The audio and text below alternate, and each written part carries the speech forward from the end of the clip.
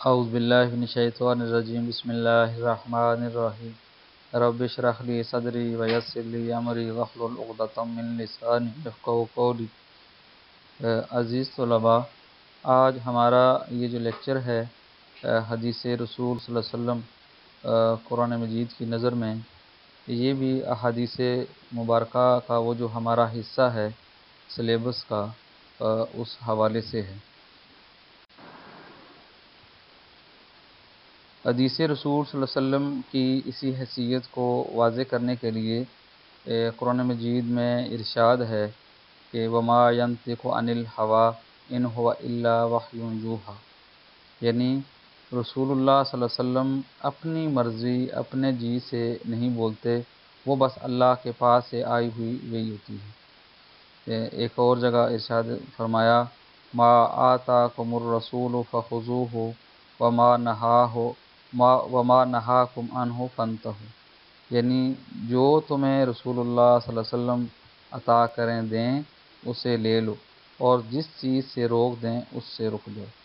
نیز رسول اللہ صلی اللہ علیہ وسلم کی اطاعت کو اللہ کی اطاعت قرار دیا ہے،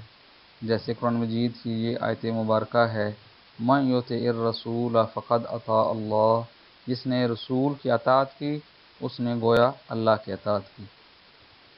ایک اور جگہ قرآن مجید میں حضور علیہ السلام سے متعلق ارشاد ہے قل ان کنتم تحبون اللہ فاتبعونی یحببکم اللہ، جس کا ترجمہ یہ ہے کہ آپ صلی اللہ علیہ وسلم فرما دیجئے کہ اگر تم خدا تعالیٰ سے محبت رکھتے ہو تو تم لوگ میری اتباع کرو، خدا تعالیٰ تم سے محبت کرنے لگیں گے۔ نیز جو شخص حکم رسول کو نہ مانے اسے قرآن نے مومن قرار نہیں دیا، اور قرآن میں یہ کہا گیا کہ وہ شخص اس دنیا میں مصیبت میں رہے گا اور آخرت میں دردناک عذاب چکھے گا۔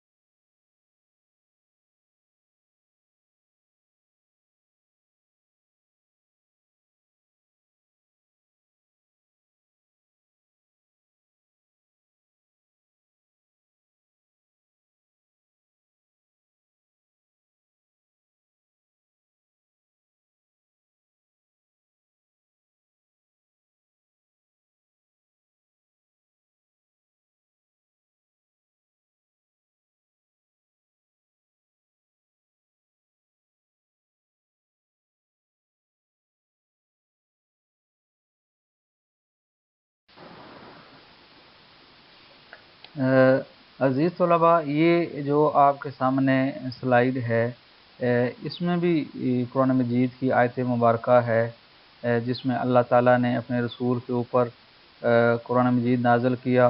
اور قرآن آیات کی تشریح کی ذمہ داری اپنے رسول صلی اللہ علیہ وسلم پر ڈالی ہے۔ ارشاد ربانی ہے وَأَنزَلْنَا إِلَيْكَ الذِّكْرَ لِتُبَيِّنَ لِلنَّاسِ مَا نُزِّلَ إِلَيْهِمْ۔ اس آیت مبارکہ کا ترجمہ یہ ہے کہ اور ہم نے تمہاری طرف الذکر یعنی قرآن مجید نازل کیا تاکہ تم لوگوں کے ساتھ اللہ کی اتاری ہوئی وحی کو کھول کھول کر بیان کر دے۔ ان تمام آیات سے یہ بات ثابت ہوتی ہے کہ احادیث رسول اللہ کی وحی کا حصہ اور قرآن کی تفسیر ہے۔ ان کے بغیر نہ دین کی صحیح تفہیم ہو سکتی ہے اور نہ دین عملی زندگی میں پوری طرح جاری ہو سکتا ہے۔ اسی لیے حضرت عمران بن حسین رضی اللہ تعالیٰ عنہ سے ایک شخص نے جب سوال کیا اور آپ نے اس کے جواب میں حدیث سنائی تو اس نے کتاب اللہ سے جواب دینے کے لیے کہا تو آپ نے کہا انک امر احمق، یعنی تم احمق آدمی ہو۔ کیا تم قرآن میں یہ پاتے ہو کہ ظہر کی نماز میں 4 رکعت فرض ہیں جس میں آواز بلند قرآن پڑھا نہیں جاتا؟ اسی طرح انہوں نے مختلف نمازوں کو گنایا، اسی طرح مختلف انہوں نے نمازوں کو شمار کیا یعنی کاؤنٹ کیا اور زکوٰۃ وغیرہ کا بھی پھر ذکر کیا، تو پھر فرمایا کیا یہ سب تم قرآن میں تفصیل سے پاتے ہو؟ تو جب اس بندے نے آگے سے انکار کیا کہ نہیں قرآن مجید میں تو ایسا یعنی ظہر کی نماز میں 4 رکعت بلند آواز سے قرآن پڑھنے کا کہیں ذکر نہیں ہے یا خاموش رہنے کا کہیں ذکر نہیں ہے، اور زکوٰۃ کے حوالے سے کہ کس طریقے کے ساتھ مالوں کے اندر سے کیسے دیں گے، تو یہ ساری باتیں تو حضور اکرم صلی اللہ علیہ وسلم نے ارشاد فرمائی ہے، اور یہی اللہ پاک نے حضور علیہ السلام کو وہ فہم اور فراست دی ہے، اور حضور کو وحی غیر مطلوب جسے ہم کہتے ہیں وہ حضور علیہ السلام پر نازل فرمائی ہے۔ تو حقیقت یہ ہے کہ کتاب اللہ نے ان سب کو اجمالاً بیان کیا ہے اور سنت ہی اس کی تفصیل بیان کرتی ہے۔ تو اس طرح عزیز طلباء آج آپ نے اس لیکچر کے اندر یہ نوٹ کیا کہ کیسے اللہ پاک حضور علیہ السلام کی فہم کو، حضور علیہ السلام کے عمل کو، حضور علیہ السلام کے دیگر جو معاملات ہیں اسے کیسے اپریشیٹ کیا ہے اور کیسے بیان کیا ہے کہ یہ حضور علیہ السلام کی ذمہ داری تھی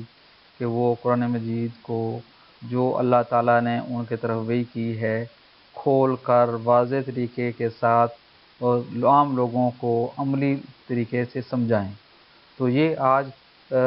کا ہمارا جو لیکچر تھا اس میں ہم نے یہ سمجھا کہ اللہ پاک حضور علیہ السلام کے